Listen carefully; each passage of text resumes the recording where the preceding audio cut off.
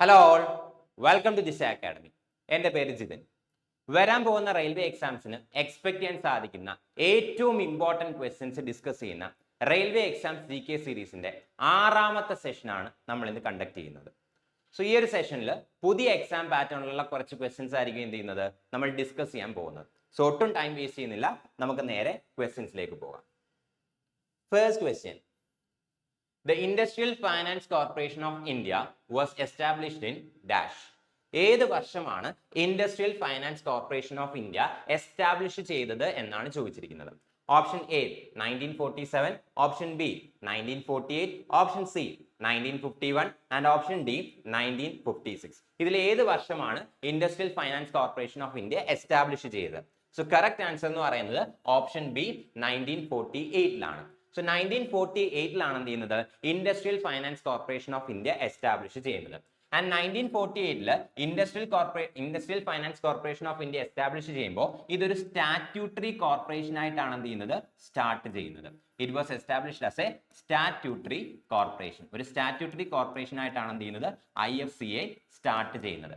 ഇനി എന്താണ് industrial Finance Corporation of India എന്ന് ചോദിച്ചാൽ ഇതൊരു ഡെവലപ്മെന്റ് ബാങ്കിന്റെ കാറ്റഗറിയിൽ വരുന്ന ഇൻസ്റ്റിറ്റ്യൂഷൻ ആണ്. This is an institution which comes under the category of development banks. കുറച്ചും കൂടെ സ്പെസിഫിക് ആയിട്ട് പറഞ്ഞു കഴിഞ്ഞാൽ ഇൻഡസ്ട്രിയൽ ഡെവലപ്മെന്റ് ബാങ്ക്സിന്റെ കാറ്റഗറിയിലാണ് എന്ത് ചെയ്യുന്നത് IFCA വരുന്നത്. ഇൻഡസ്ട്രിയൽ ഡെവലപ്മെന്റ് ബാങ്ക്സ്, ഇന്ത്യയിലുള്ള ഇൻഡസ്ട്രിയൽ ഡെവലപ്മെന്റ് ബാങ്ക്സിന്റെ കാറ്റഗറിയിലാണ് എന്ത് ചെയ്യുന്നത് IFCA വരുന്നത്. ഇനി IFCAയുടെ ഡ്യൂട്ടി എന്താണെന്ന് ചോദിച്ചു കഴിഞ്ഞാൽ ഇൻഡസ്ട്രിയൽ സെക്ടറിന് എന്ത് ചെയ്യുക ഫൈനാൻസ് പ്രൊവൈഡ് ചെയ്യുക. ഇൻഡസ്ട്രിയൽ സെക്ടറിന് അല്ലെങ്കിൽ ഇൻഡസ്ട്രീസിന് എന്ത് ചെയ്യുക ഫൈനാൻസ് പ്രൊവൈഡ് ചെയ്യുക എന്നുള്ളതാണ് IFCAയുടെ മെയിൻ ആയിട്ടുള്ള ഡ്യൂട്ടി എന്ന് പറയുന്നത്. So medium and long term loans ആണ് എന്ത് ചെയ്യുന്നത് IFCA പ്രൊവൈഡ് ചെയ്യുന്നത്.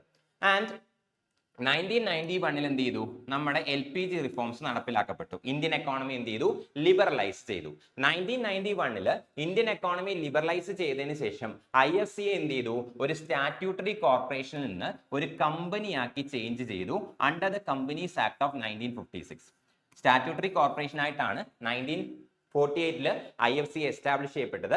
ബട്ട് 1991 റിഫോംസിന് ശേഷം IFCA എന്ത് ചെയ്തു ഒരു കമ്പനി ആയിട്ട് ചേഞ്ച് ചെയ്തു under the companies act of 1956. Companies act 1956 അണ്ടറിലുള്ള ഒരു കമ്പനി ആയിട്ട് എന്ത് ചെയ്തു IFCA 1991 ചേഞ്ച് ചെയ്തു. ആൻഡ് അതിനുശേഷം 1998 ഒക്ടോബർ 1999 ഒക്ടോബറിൽ എന്ത് ചെയ്തു IFCAയുടെ പേരൊന്ന് ചേഞ്ച് ചെയ്തു. Industrial Finance Corporation of India limited എന്നാക്കി എന്ത് ചെയ്തു ഇതിന്റെ പേര് ചേഞ്ച് ചെയ്തു. 1999 ഒക്ടോബറിൽ ഇൻഡസ്ട്രിയൽ ഫിനാൻസ് കോർപ്പറേഷൻ ഓഫ് ഇന്ത്യയുടെ പേര് industrial finance corporation of India limited എന്നാക്കി എന്ത് ചെയ്തു ചേഞ്ച് ചെയ്തു. ഇതാണ് IFCA സംബന്ധിച്ചുള്ള ഇമ്പോർട്ടന്റ് ആയിട്ടുള്ള facts. Second question: Consider the following statements about the PM Vishwakarma scheme. Statement 1. It includes the provision of recognition through a PM Vishwakarma certificate and ID card. Second statement. Beneficiaries are eligible for collateral-free credit support in 2 tranches. Third statement. Only urban artisans are eligible for the scheme. Fourth statement. The scheme aims to preserve traditional skills and crafts. Which of the above statements are correct? Option A 1, 2 and 4 only. Option B 1 and 3 only. Option C 2 and 4 only. Option D all of the above. ഇതിൽ ഏത് statements ആണ്? 4 statements തന്നിട്ടുണ്ട് related to PM Vishwakarma scheme. ഇതിൽ ഏതൊക്കെ statement ആണ് correct എന്നാണ് എന്ത് ചെയ്യുന്നത് ഈ ഒരു ക്വസ്റ്റിനകത്ത് ചോദിച്ചിരിക്കുന്നത്. സോ ഇതിൽ ഏതൊക്കെ സ്റ്റേറ്റ്മെന്റ്സ് ആണ് കറക്റ്റ് എന്നാണ് ചോദിച്ചിരിക്കുന്നത്. സോ ഇതിന്റെ കറക്റ്റ് ആൻസർ എന്ന് പറയുന്നത് option A 1, 2 and 4 only. Statement 1ഉം സ്റ്റേറ്റ്മെന്റ് 2ഉം സ്റ്റേറ്റ്മെന്റ് 4ഉം മാത്രമാണ് കറക്റ്റ് ആയിട്ടുള്ള സ്റ്റേറ്റ്മെന്റ്. സ്റ്റേറ്റ്മെന്റ് 3 എന്താണ് ഇൻകറക്റ്റ് ആയിട്ടുള്ള സ്റ്റേറ്റ്മെന്റ് ആണ്. സോ നമുക്ക് ഓരോ സ്റ്റേറ്റ്മെന്റും ഒന്ന് അനലൈസ് ചെയ്യാം. ബട്ട് അതിനു മുന്നേ PM വിശ്വകർമ്മ സ്കീമിനെ കുറിച്ചുള്ള ചില ബേസിക് ആയിട്ടുള്ള ഡീറ്റെയിൽസ് അറിയണം. PM വിശ്വകർമ്മ സ്കീം എന്ന് പറയുന്നത് 2023 ലോഞ്ച് ചെയ്തിട്ടുള്ള ഒരു സ്കീമാണെന്ത് PM Vishwakarma scheme. 2023 PM Vishwakarma scheme launch ചെയ്യുന്നത്. ആൻഡ് ഈ PM വിശ്വകർമ്മ സ്കീമിന്റെ മെയിൻ എയിം എന്താണെന്ന് ചോദിച്ചു കഴിഞ്ഞാൽ മാനുവൽ വർക്കിൽ ഇൻവോൾവ് ആയിരിക്കുന്ന ട്രഡീഷണൽ ആർട്ടിസൻസിനെയും ക്രാഫ്റ്റ് പീപ്പിളിനെയും സപ്പോർട്ട് ചെയ്യുക എന്നുള്ളതാണ് PM വിശ്വകർമ്മ സ്കീമിന്റെ ബേസിക് എയിം എന്ന് പറയുന്നത്. ആൻഡ് ഈ പി എം വിശ്വകർമ്മ സ്കീം ഏത് മിനിസ്ട്രിയുടെ അണ്ടറിലാണ് വരുന്നതെന്ന് ചോദിച്ചു കഴിഞ്ഞാൽ ministry of MSME, micro small and medium enterprises. So it comes under the Ministry of Micro, Small and Medium Enterprises. MSME മിനിസ്ട്രിയുടെ അണ്ടറിലാണ് പി എം വിശ്വകർമ്മ സ്കീം വരുന്നത്. ആൻഡ് ഈ പി എം വിശ്വകർമ്മ സ്കീം എന്ന് പറയുന്നതാണ് ഇതൊരു സെൻട്രൽ സെക്ടർ സ്കീമാണ്. വിച്ച് മീൻസ് 100% ഫണ്ടിങ്ങും ഈ സ്കീമിന്റെ 100% ഫണ്ടിങ് പ്രൊവൈഡ് ചെയ്യുന്നത് സെൻട്രൽ ഗവൺമെന്റ് ആയിരിക്കും. ആൻഡ് ഈ ഒരു സ്കീം ഇംപ്ലിമെന്റ് ചെയ്യുന്നതും സെൻട്രൽ ഗവൺമെന്റിന്റെ മിനിസ്ട്രീസോ ഏജൻസീസോ ഡിപ്പാർട്ട്മെന്റ്സോ ആയിരിക്കും. അതാണെന്ത് പി എം വിശ്വകർമ്മ സ്കീമിനെ കുറിച്ച് അറിഞ്ഞിരിക്കേണ്ട ബേസിക് ആയിട്ടുള്ള ചില കാര്യങ്ങൾ. ഇനി നമുക്ക് ഓരോ സ്റ്റേറ്റ്മെന്റ് ആയിട്ട് നോക്കാം. ഫസ്റ്റ് സ്റ്റേറ്റ്മെന്റ് എന്താണ്? It includes a provision of recognition to a P M Vishwakarma certificate and ID card. ഈ ഒരു സ്റ്റേറ്റ്മെന്റ് കറക്റ്റ് ആണ്. കാരണം പി എം വിശ്വകർമ്മ സ്കീമിന്റെ അണ്ടറിൽ എലിജിബിൾ ആയിട്ടുള്ള ബെനിഫിഷ്യറീസിന് ഗവൺമെന്റ് എന്ത് പ്രൊവൈഡ് ചെയ്യും? ഒരു പി എം വിശ്വകർമ്മ സർട്ടിഫിക്കറ്റും ആൻഡ് ഒരു ID കാർഡും പ്രൊവൈഡ് ചെയ്യും. ആൻഡ് ഇത് യൂസ് ചെയ്തിട്ട് എന്ത് ചെയ്യാൻ പറ്റും? അവർക്ക് ഈ പി എം വിശ്വകർമ്മ സ്കീമിന്റെ എല്ലാ അവൈലബിൾ ആയിട്ടുള്ള ബെനിഫിറ്റ്സും അവൈൽ ചെയ്യാനായിട്ട് സാധിക്കും. സെക്കൻഡ് സ്റ്റേറ്റ്മെന്റ് എന്താണ്? Beneficiaries are eligible for collateral free credit support in 2 tranches. ഈ ഒരു സ്റ്റേറ്റ്മെന്റും ശരിയാണ്. പി എം വിശ്വകർമ്മ സ്കീമിന്റെ അണ്ടറിൽ ഇതിൽ രജിസ്റ്റേർഡ് ആയിട്ടുള്ള ബെനിഫിഷ്യറീസിന് എന്ത് കിട്ടും? കൊളാറ്ററൽ ഫ്രീ ലോൺസ് കിട്ടും. ഈടൊന്നും കൊടുക്കാതെ തന്നെ ലോൺസ് എന്ത് ചെയ്യാറുണ്ട്? പ്രൊവൈഡ് ചെയ്യാറുണ്ട്. ആൻഡ് 2 ഇൻസ്റ്റാൾമെന്റ്സ് ആയിട്ട് അല്ലെങ്കിൽ 2 ട്രാഞ്ചസ് ആയിട്ടാണ് എന്ത് ചെയ്യുന്നത്? ലോൺ കൊടുക്കുന്നത്. ഫസ്റ്റ് ട്രാഞ്ചിലായിട്ട് അല്ലെങ്കിൽ ഫസ്റ്റ് ഗഡു എന്ന രീതിയിൽ 1 lakh rupees ആൻഡ് രണ്ടാമത്തെ ഗഡു എന്ന രീതിയിൽ 2 ലക്ഷം രൂപ വരെ എന്ത് ചെയ്യും? പ്രൊവൈഡ് ചെയ്യും. ആൻഡ് ഇൻ ടോട്ടൽ ഈ ഒരു സ്കീമിന്റെ അണ്ടറിൽ എന്ത് ചെയ്യും? 3 ലക്ഷം രൂപ വരെ കൊളാറ്ററൽ ഒന്നും കൊടുക്കാതെ ഈടൊന്നും കൊടുക്കാതെ കിട്ടുന്നതായിരിക്കും. ഫസ്റ്റ് ട്രാഞ്ചിൽ അതായത് ഫസ്റ്റ് ഗഡുവായിട്ട് 1 lakh rupees സെക്കൻഡ് ഗഡുവായിട്ട് 2 ലക്ഷം രൂപയും അങ്ങനെ ഇൻ ടോട്ടൽ 3 ലക്ഷം രൂപ വരെ എന്ത് ചെയ്യും? ഈ ഒരു സ്കീമിന്റെ അണ്ടറിൽ കൊളാറ്ററൽ ഫ്രീ ലോൺസ് ആയിട്ട് കിട്ടും. സോ സെക്കൻഡ് സ്റ്റേറ്റ്മെന്റ് എന്താണ്? കറക്റ്റ് ആയിട്ടുള്ള സ്റ്റേറ്റ്മെന്റ് ആണ്. മൂന്നാമത്തെ സ്റ്റേറ്റ്മെന്റ് എന്താണ്? Only urban artisans are eligible for the scheme. ഈ ഒരു സ്റ്റേറ്റ്മെന്റ് തെറ്റാണ്. കാരണം അർബൻ ആർട്ടിസൻസിന് മാത്രമല്ല റൂറൽ ആർട്ടിസൻസിനും ഈ ഒരു സ്കീമിന് എന്തുണ്ട്? എലിജിബിലിറ്റി ഉണ്ട്. അങ്ങനെ പ്രത്യേകിച്ച് എന്തില്ല? ഒരു ഡിസ്ക്രിമിനേഷനും ഇല്ല. അർബൻ റൂറൽ എന്നുള്ള രീതിയിൽ ഡിവിഷൻ ഒന്നുമില്ല. എല്ലാ ആർട്ടിസൻസിനും ഈ ഒരു സ്കീമിന്റെ അണ്ടറിൽ 18 ട്രഡീഷണൽ ആയിട്ടുള്ള ഫാമിലി ബേസ്ഡ് ട്രേഡ്സ് മെൻഷൻ ചെയ്തിട്ടുണ്ട്. ഈ ട്രേഡ്സ് മാനുവലായിട്ട് ഈ ട്രേഡ്സ് ചെയ്യുന്നത് ആരായാലും അത് എവിടെയുള്ളവരായാലും റൂറൽ ഏരിയ ആയിക്കോട്ടെ urban ഏരിയ ആയിക്കോട്ടെ അവർക്കെല്ലാം ഈ സ്കീമിന് എന്തുണ്ട്? എലിജിബിലിറ്റി ഉണ്ടായിരിക്കുന്നതായിരിക്കും. ആൻഡ് ലാസ്റ്റ് വൺ എന്താണ്? The scheme aims to preserve the traditional skills and crafts. ഈ ഒരു സ്കീമിന്റെ ബേസിക് ആയിട്ടുള്ള ഒബ്ജക്റ്റീവ് തന്നെ എന്താണ്? ട്രഡീഷണൽ ആയിട്ടുള്ള ക്രാഫ്റ്റ്സ് പീപ്പിളിനെയും അതുപോലെ തന്നെ ആർട്ടിസൻസിനെ എന്ത് ചെയ്യുക? സപ്പോർട്ട് ചെയ്യുക. വിച്ച് മീൻസ് എന്താണ്? ട്രഡീഷണൽ ആയിട്ടുള്ള സ്കിൽസിനെയും ക്രാഫ്റ്റ്സിനെയും എന്ത് ചെയ്യുക? പ്രൊമോട്ട് ചെയ്യുക, പ്രിസർവ് ചെയ്യുക. സോ ഈ ഒരു സ്റ്റേറ്റ്മെന്റ് എന്താണ്? കറക്റ്റ് ആണ്. സോ 1, 2 and 4 മാത്രമാണ് കറക്റ്റ് ആയിട്ടുള്ള സ്റ്റേറ്റ്മെന്റ്സ്. 3 എന്ന് പറയുന്നതാണ് ഇൻകറക്റ്റ് സ്റ്റേറ്റ്മെന്റ് ആണ്. സോ കറക്റ്റ് ആൻസർ എന്ന് പറയുന്നത് 1, 2 and 4 only. Next question.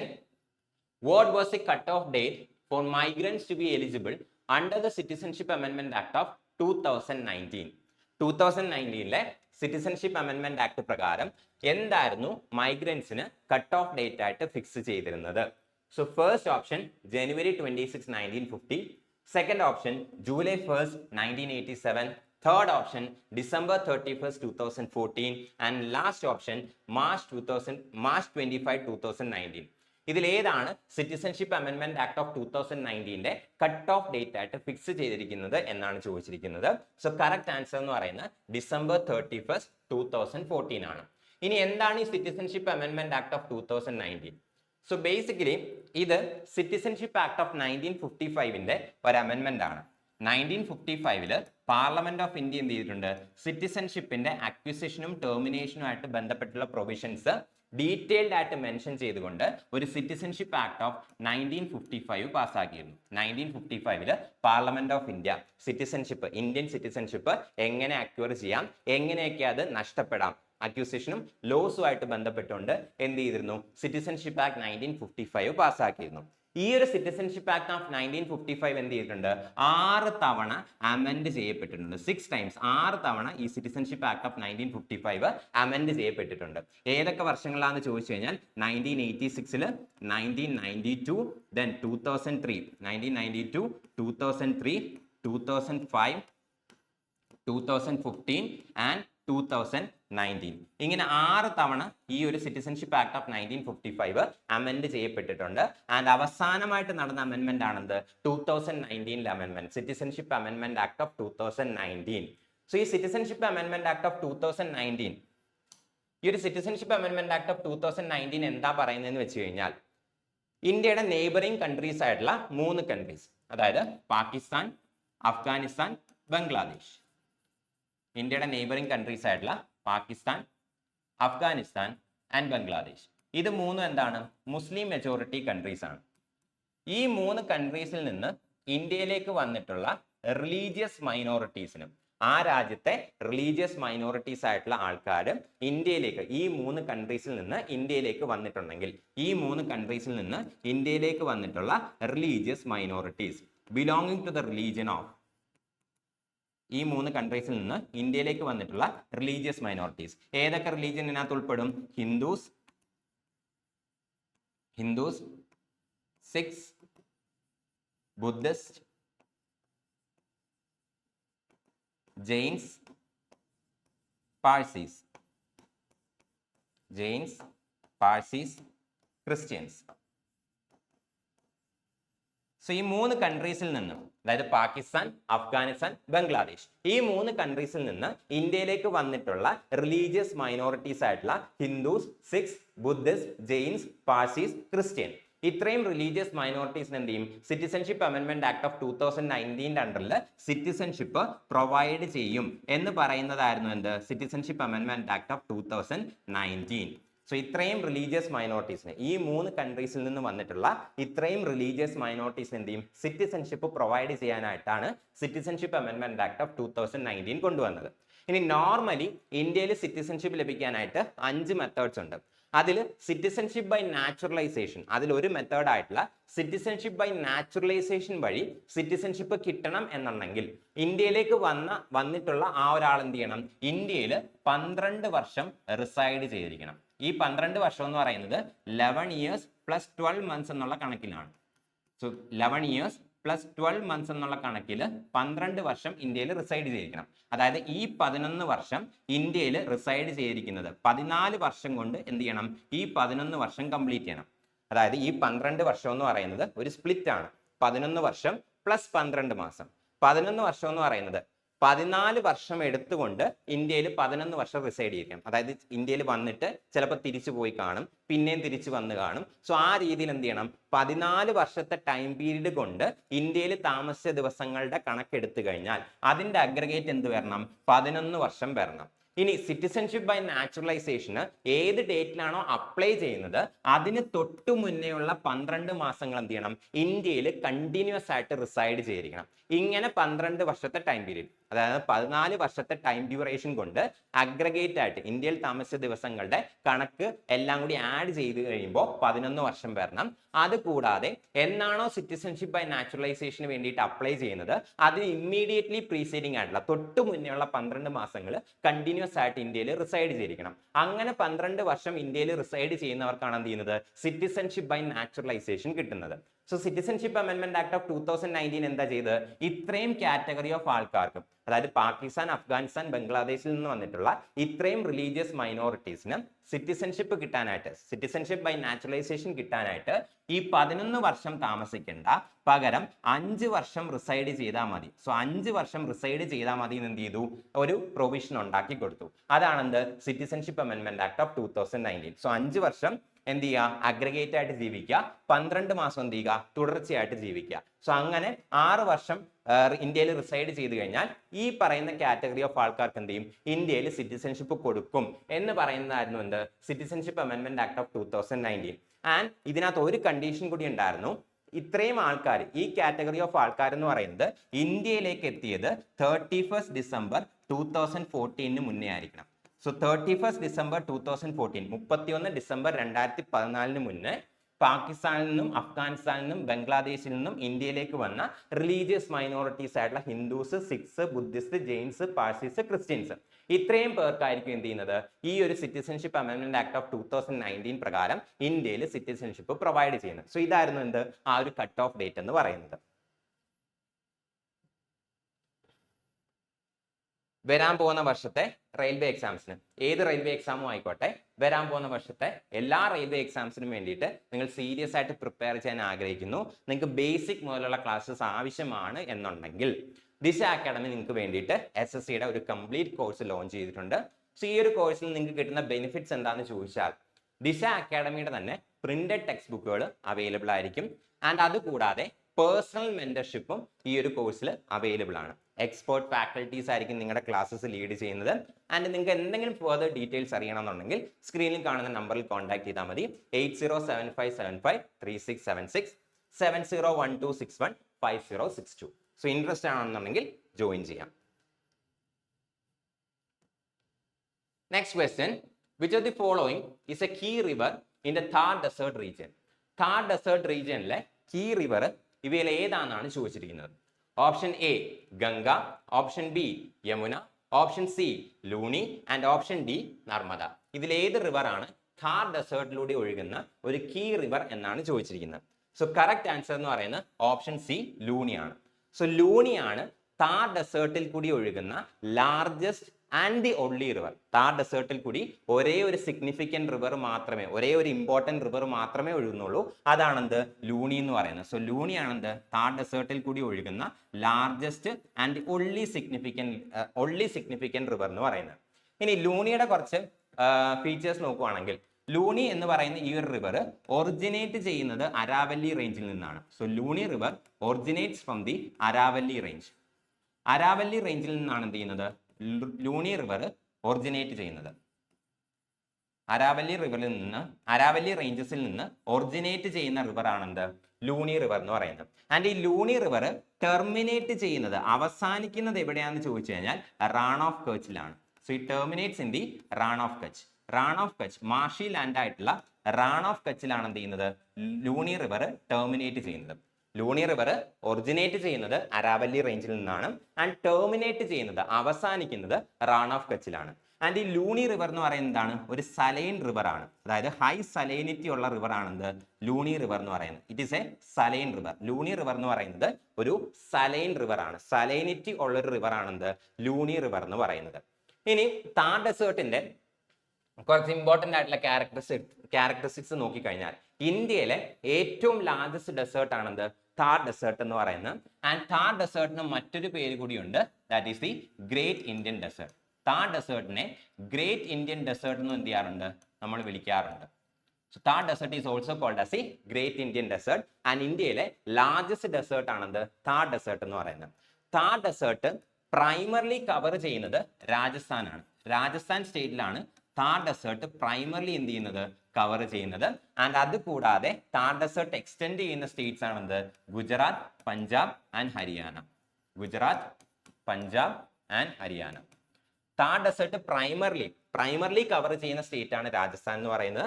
അത് കൂടാതെ ഗുജറാത്തിലേക്കും പഞ്ചാബിലേക്കും ഹരിയാനയിലേക്കും എന്ത് ചെയ്യുന്നുണ്ട് താർ ഡെസേർട്ട് എക്സ്റ്റെൻഡ് ചെയ്യുന്നുണ്ട്. അതുപോലെ തന്നെ ഈ താർ ഡെസേർട്ടിലാണ് നമുക്ക് എന്ത് കാണാൻ സാധിക്കുന്നത് ഡെസേർട്ട് നാഷണൽ പാർക്ക് കാണാനായിട്ട് സാധിക്കുന്നത്. ഡെസേർട്ട് നാഷണൽ പാർക്ക് എന്ന് പറയുന്നത് താർ ഡെസേർട്ടിലാണ് ലൊക്കേറ്റ് ചെയ്തിരിക്കുന്നത് in the state of Rajasthan. So desert national park എന്ന് പറയുന്നത് താർ ഡെസേർട്ടിലാണ് ലൊക്കേറ്റ് ചെയ്തിരിക്കുന്നത് in the state of Rajasthan. And ഈ ഡെസേർട്ട് നാഷണൽ പാർക്കിലാണ് നമുക്ക് എന്തിനെ കാണാൻ സാധിക്കുന്നത് ഗ്രേറ്റ് ഇന്ത്യൻ ബസ്റ്റാർഡിനെ കാണാൻ സാധിക്കുന്നത്. സോ ഗ്രേറ്റ് ഇന്ത്യൻ ബസ്റ്റാർഡിന്റെ ഹോം എന്ന് പറയുന്നത് ക്രിട്ടിക്കലി എൻഡേഞ്ചേർഡ് ആയിട്ടുള്ള ഗ്രേറ്റ് ഇന്ത്യൻ ബസ്റ്റാർഡ് എന്നുള്ള പക്ഷിയുടെ ഹോം എന്ന് പറയുന്നത്, അല്ലെങ്കിൽ ആ പക്ഷി ഏറ്റവും കൂടുതൽ കാണാൻ സാധിക്കുന്നത് ഈ ഡെസേർട്ട് നാഷണൽ പാർക്കിലാണ്. താർ ഡെസേർട്ടിലുള്ള ഡെസേർട്ട് നാഷണൽ പാർക്കിലാണ് ഗ്രേറ്റ് ഇന്ത്യൻ ബസ്റ്റാർഡിന്റെ ഹോം എന്ന് പറയുന്നത്. ഏറ്റവും കൂടുതൽ ഗ്രേറ്റ് ഇന്ത്യൻ ബസ്റ്റാർഡ് താമസിക്കുന്നത് ഈ ഒരു ഡെസേർട്ട് നാഷണൽ പാർക്കിലാണ് in the Thar desert. And ഈ ഗ്രേറ്റ് ഇന്ത്യൻ ബസ്റ്റാർഡിന്റെ IUCN സ്റ്റാറ്റസ് നോക്കിക്കഴിഞ്ഞാൽ ക്രിട്ടിക്കലി എൻഡേഞ്ചേർഡ് ആണെന്ന് IUCN സ്റ്റാറ്റസ് എന്ന് പറയുന്നത്. It is a critically endangered bird. Critically endangered ആയിട്ടുള്ള ഒരു ബേർഡ് ആണെന്ത് ഗ്രേറ്റ് ഇന്ത്യൻ ബസ്റ്റാർഡ് എന്ന് പറയുന്നത്. സോ ഇതൊക്കെയാണ് താർ ഡെസേർട്ടും ലൂണി റിവറുമായിട്ട് ബന്ധപ്പെട്ടിട്ടുള്ള റിലേറ്റഡ് ആയിട്ടുള്ള ഫാക്ട്സ് എന്ന് പറയുന്നത്. Next question, which Indian Constitutional Amendment Act has not amended anything in the directive principles of state policy? Directive principles of state policyയിൽ ഒരു മാറ്റവും വരുത്താത്തത് ഇതിലേത് കോൺസ്റ്റിറ്റ്യൂഷൻ അമെൻമെന്റ് ആക്ട് ആണെന്നാണ് ചോദിച്ചിരിക്കുന്നത്. Option A, 42nd Constitutional Amendment Act of 1976. Option B, 44th Constitutional Amendment Act of 1978. Option C, 86th Constitutional Amendment Act of 2002. And option D, 97th Constitutional Amendment Act of 2011. Sorry, 2011. 97th Constitutional Amendment Act of 2011. ഇതിൽ ഏത് constitutional അമെൻമെന്റ് act ആണ് directive principles of state പോളിസിയിൽ യാതൊരു വിധത്തിലുള്ള ചേഞ്ചസും വരുത്താത്തത് എന്നാണ് ചോദിച്ചിരിക്കുന്നത്. So correct answer എന്ന് പറയുന്നത് 44th കോൺസ്റ്റിറ്റ്യൂഷണൽ അമെൻമെന്റ് ആക്ട് ഓഫ് 1978 ആണ്. 44th കോൺസ്റ്റിറ്റ്യൂഷണൽ അമെൻമെന്റ് ആക്ട് ഓഫ് 1978 മാത്രമാണ് എന്ത് ചെയ്തിരിക്കുന്നത്, DPSPയിൽ ചേഞ്ചസ് ഒന്നും വരുത്താത്ത ഏക കോൺസ്റ്റിറ്റ്യൂഷണൽ അമെൻമെന്റ് ആക്ട് എന്ന് പറയുന്നത്. ഇനി 42nd കോൺസ്റ്റിറ്റ്യൂഷണൽ അമെൻമെന്റ് ആക്ട് ഓഫ് 1976 എന്താണ് ചേഞ്ചസ് വരുത്തിയെന്ന് ചോദിച്ചു കഴിഞ്ഞാൽ ആർട്ടിക്കിൾ 39A എന്ത് ചെയ്തു, ഇൻട്രൊഡ്യൂസ് ചെയ്തു. അതായത് ഫ്രീ ലീഗൽ എയ്ഡ് പ്രൊവൈഡ് ചെയ്യുക എന്നുള്ള DPSP ആർട്ടിക്കിൾ 39A എന്ത് ചെയ്തു, ഇൻട്രൊഡ്യൂസ് ചെയ്തു. അത് കൂടാതെ ആർട്ടിക്കിൾ 43Aയും 48Aയും എന്ത് ചെയ്തിട്ടുണ്ട്, ഇൻട്രൊഡ്യൂസ് ചെയ്തിട്ടുണ്ട്. അതുകൂടാതെ ആർട്ടിക്കിൾ 43A എന്ന് പറയുന്നത് ഇൻഡസ്ട്രീസിന്റെ മാനേജ്മെന്റിൽ വർക്കേഴ്സിനെ കൂടി പാർട്ടിസിപ്പേറ്റ് ചെയ്യിക്കുക എന്നുള്ള ആർട്ടിക്കിൾ 43A. അതുപോലെ തന്നെ എന്താണ് article 48A, protection of environment എന്നുള്ള ആർട്ടിക്കിൾ 48A എന്ത് ചെയ്തു, ഇൻട്രൊഡ്യൂസ് ചെയ്തു. സോ 42nd കോൺസ്റ്റിറ്റ്യൂഷണൽ അമെൻമെന്റ് act of 1976 directive principles of state പോളിസിയിൽ പാർട്ട് 4ലുള്ള ഡയറക്റ്റീവ് പ്രിൻസിപ്പിൾസ് ഓഫ് സ്റ്റേറ്റ് പോളിസിയിൽ 3 പുതിയ ആർട്ടിക്കിൾസ് ഇൻട്രൊഡ്യൂസ് ചെയ്തു. Article 39A free legal aid provide ചെയ്യുക എന്നുള്ള ആർട്ടിക്കിൾ 39A ഇൻട്രൊഡ്യൂസ് ചെയ്തു. അതുപോലെ തന്നെ എന്താണ് ആർട്ടിക്കിൾ 43A ഇൻട്രൊഡ്യൂസ് ചെയ്തു. അതായത് ഇൻഡസ്ട്രീസിന്റെ മാനേജ്മെന്റിൽ വർക്കേഴ്സിനെ കൂടി എന്ത് ചെയ്യുക, പാർട്ടിസിപ്പേറ്റ് ചെയ്യുക. അതുപോലെ തന്നെ എന്ത് ചെയ്തു, ആർട്ടിക്കിൾ 48A ഇൻട്രൊഡ്യൂസ് ചെയ്തു. എൻവയോൺമെന്റിനെ എന്ത് ചെയ്യുക, പ്രൊട്ടക്ട് ചെയ്യുക എന്നുള്ള ആർട്ടിക്കിൾ 48A എന്ത് ചെയ്തു, ഇൻട്രൊഡ്യൂസ് ചെയ്തു. ഇനി 86th കോൺസ്റ്റിറ്റ്യൂഷണൽ അമെൻമെന്റ് ആക്ട് ഓഫ് 2002 എന്താ ചെയ്തതെന്ന് ചോദിച്ചു കഴിഞ്ഞാൽ ഈ ഒരു അമെൻമെന്റ് ആക്ട് വളരെ ഇമ്പോർട്ടന്റ് ആണ്. കാരണം ഒരേ സമയം ഒരു ഫണ്ടമെന്റൽ റൈറ്റ് ആഡ് ചെയ്തു. Article 21A right to education ഉള്ള ഫണ്ടമെന്റൽ റൈറ്റ് ആഡ് ചെയ്തതും ഈ ഒരു 86th കോൺസ്റ്റിറ്റ്യൂഷൻ അമെൻമെന്റ് ആക്ട് ഓഫ് 2002 ആണ്. ആൻഡ് അതുപോലെ തന്നെ എന്ത് ചെയ്തു, ആർട്ടിക്കിൾ 45 DPSP ആയിട്ടുള്ള ആർട്ടിക്കിൾ 45നകത്ത് എന്ത് ചെയ്തു, ഒരു ചേഞ്ച് കൊണ്ടുവന്നു. അതായത് 6 വയസ്സ് വരെയുള്ള കുട്ടികളുടെ ഏർലി ചൈൽഡ്ഹുഡ് കെയറും എഡ്യൂക്കേഷനും സ്റ്റേറ്റിന്റെ ഡ്യൂട്ടിയാണെന്ന് എന്ത് ചെയ്തു, ആർട്ടിക്കിൾ 45നകത്ത് എഴുതി ചേർക്കുന്നത് ഈ ഒരു 86th കോൺസ്റ്റിറ്റ്യൂഷൻ അമെൻമെന്റ് ആക്ട് ഓഫ് 2002 ആണ്. അതുകൂടാതെ പുതിയൊരു ഫണ്ടമെന്റൽ ഡ്യൂട്ടി ആർട്ടിക്കിൾ 51A 11ാമത്തെ ഫണ്ടമെന്റൽ ഡ്യൂട്ടി ആഡ് ചെയ്യുന്നതും ഈ ഒരു 86th കോൺസ്റ്റിറ്റ്യൂഷൻ അമെൻമെന്റ് ആക്ട് ഓഫ് 2002 പ്രകാരമാണ്. ഇനി 97th കോൺസ്റ്റിറ്റ്യൂഷൻ അമെൻമെന്റ് ആക്ട് ഓഫ് 2011ന്റെ ഇമ്പോർട്ടൻസ് എന്താണെന്ന് ചോദിച്ചു കഴിഞ്ഞാൽ കോപ്പറേറ്റീവ് സൊസൈറ്റീസ് പ്രൊമോട്ട് ചെയ്യുക എന്നുള്ള article 43B. So article 43B എന്നുള്ള DPSP ആഡ് ചെയ്തു. അതായത് കോപ്പറേറ്റീവ് സൊസൈറ്റീസ് എന്ത് ചെയ്യുക, പ്രൊമോട്ട് ചെയ്യുക. സ്റ്റേറ്റ് കോപ്പറേറ്റീവ് സൊസൈറ്റീസ് പ്രൊമോട്ട് ചെയ്യണം എന്നുള്ള ആ ഒരു DPSP ആർട്ടിക്കിൾ 43Bയിൽ ഇൻട്രൊഡ്യൂസ് ചെയ്യുന്നത് 97th കോൺസ്റ്റിറ്റ്യൂഷൻ അമെൻമെന്റ് ആക്ട് ഓഫ് 2011 പ്രകാരമാണ്. സോ ഇതിനകത്ത് DPSPക്കകത്ത് യാതൊരുവിധ ചേഞ്ചസും വരുത്താത്ത ഏക കോൺസ്റ്റിറ്റ്യൂഷൻ അമെൻമെന്റ് ആക്ട് എന്ന് പറയുന്നത് 44th കോൺസ്റ്റിറ്റ്യൂഷൻ അമെൻമെന്റ് ആക്ട് ഓഫ് 1978 ആണ്. ഇത് DPSPക്കകത്ത് എന്ത് ചെയ്തിട്ടില്ല, യാതൊരുവിധ ചേഞ്ചസും കൊണ്ടുവന്നിട്ടില്ല. Next question, commercial crops were prioritized over food crops during the colonial rule. Which of the following is an example of a commercial crop promoted by the British? So British ടൈമിൽ means colonial റൂളിന്റെ ടൈമിൽ food ക്രോപ്സിനെക്കാളും കൂടുതൽ prioritise ചെയ്തത് Britishers commercial ക്രോപ്സിനാണ്. So ഇതിൽ ഏതാണ് British ടൈമിൽ promote ചെയ്യപ്പെട്ട commercial ക്രോപ്സിന്റെ one of the example എന്നാണ് ചോദിച്ചിരിക്കുന്നത്. Option A wheat, option B rice, option C indigo and option D bajra. So correct answer എന്ന് പറയുന്നത് ഓപ്ഷൻ സി ഇൻഡിഗോ ആണ്. സോ ഇൻഡിഗോ ആണെന്ത് കറക്റ്റ് ആയിട്ടുള്ള ആൻസർ എന്ന് പറയുന്നത്. ബ്രിട്ടീഷ് ടൈമിൽ ഓർ കൊളോണിയൽ ടൈമിൽ പ്രൊമോട്ട് ചെയ്യപ്പെട്ടിട്ടുള്ള ഒരു ക്രോപ്പ് ആണെന്ത്, കൊമേഴ്ഷ്യൽ ക്രോപ്പ് ആണെന്ത്, ഇൻഡിഗോ എന്ന് പറയുന്നത്. ആൻഡ് ഇൻഡിഗോ എന്താണെന്ന് ചോദിച്ചു കഴിഞ്ഞാൽ ഇതൊരു പ്ലാന്റ് ആണ്. ആൻഡ് ഈ പ്ലാന്റ് ബേസിക്കലി എന്തിനാണ് യൂസ് ചെയ്യുന്നതെന്ന് ചോദിച്ചു കഴിഞ്ഞാൽ ബ്ലൂ ഡൈ പ്രൊഡ്യൂസ് ചെയ്യുന്നതിന് വേണ്ടിയിട്ടാണ്. സോ ബ്ലൂ ഡൈ മേക്ക് ചെയ്യുന്നതിന് വേണ്ടിയിട്ട് യൂസ് ചെയ്യുന്ന ഒരു പ്ലാന്റ് ആണെന്ത്, ഇൻഡിഗോ എന്ന് പറയുന്നത്.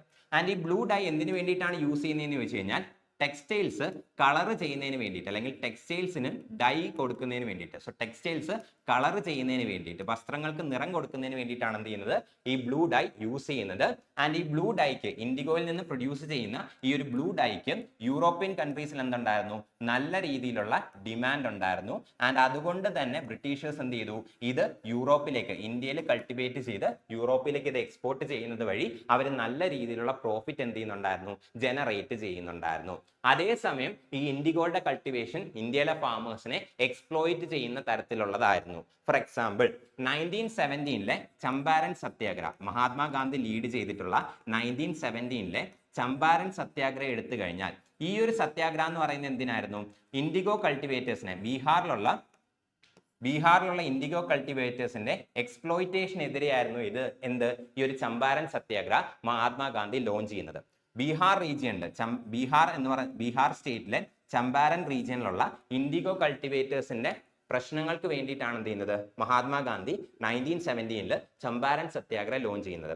സോ ബീഹാറിൽ ബ്രിട്ടീഷേഴ്സ് ഫോളോ ചെയ്തുകൊണ്ടിരുന്ന ഒരു സിസ്റ്റം ആയിരുന്നു ടിൻ കാത്യ സിസ്റ്റം എന്ന് പറയുന്നത്.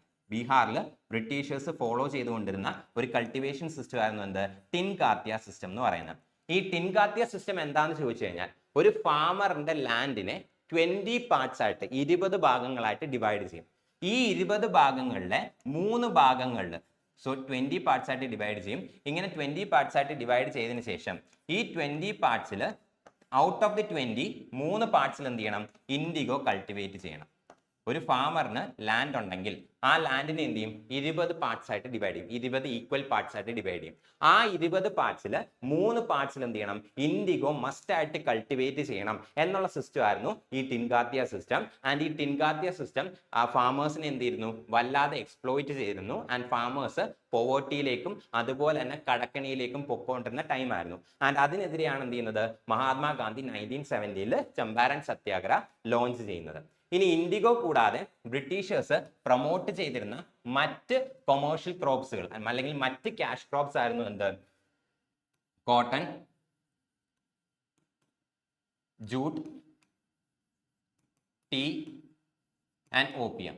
ഇതൊക്കെയാണ് ഇൻഡിഗോയെ കൂടാതെ ബ്രിട്ടീഷുകാർ പ്രൊമോട്ട് ചെയ്തുകൊണ്ടിരുന്ന മറ്റ് കൊമേഴ്ഷ്യൽ ക്രോപ്സ് എന്ന് പറയുന്നത്. സോ ഇൻഡിഗോ ആയിരുന്നു one of the commercial crops. ഇനി ബ്രിട്ടീഷേഴ്സ് പ്രൊമോട്ട് ചെയ്ത അല്ലെങ്കിൽ ബ്രിട്ടീഷേഴ്സ് ഫാമേഴ്സിനെ കൊണ്ട് കൾട്ടിവേറ്റ് ചെയ്യിപ്പിച്ചുകൊണ്ടിരുന്ന മറ്റ് കൊമേഴ്ഷ്യൽ ക്രോപ്സ് എന്തൊക്കെയാണെന്ന് ചോദിച്ചു കഴിഞ്ഞാൽ cotton, jute, tea and opium. ഇതായിരുന്നു മറ്റ് commercial crops. So indigo, cotton, jute, tea and opium ഇതായിരുന്നു ബ്രിട്ടീഷ് ടൈമിൽ കൾട്ടിവേറ്റ് ചെയ്തുകൊണ്ടിരുന്ന കൊമേഴ്ഷ്യൽ ക്രോപ്സുകൾ എന്ന് പറയുന്നത്. സോ ഇത്രയും ക്വസ്റ്റ്യൻസ് ആണ് ഇന്നത്തെ ക്ലാസ്സിൽ നമ്മൾ ഡിസ്കസ് ചെയ്യാനായിട്ട് സെലക്ട് ചെയ്തിരുന്നത്. ഐ ഹോപ്പ് ഈ ഒരു സെഷൻ നിങ്ങൾക്ക് നല്ല രീതിയിൽ യൂസ്ഫുൾ ആയിരുന്നു. കൂടുതൽ ക്വസ്റ്റ്യൻസുമായിട്ട് നമുക്ക് നെക്സ്റ്റ് സെഷനിൽ വീണ്ടും മീറ്റ് ചെയ്യാം. താങ്ക്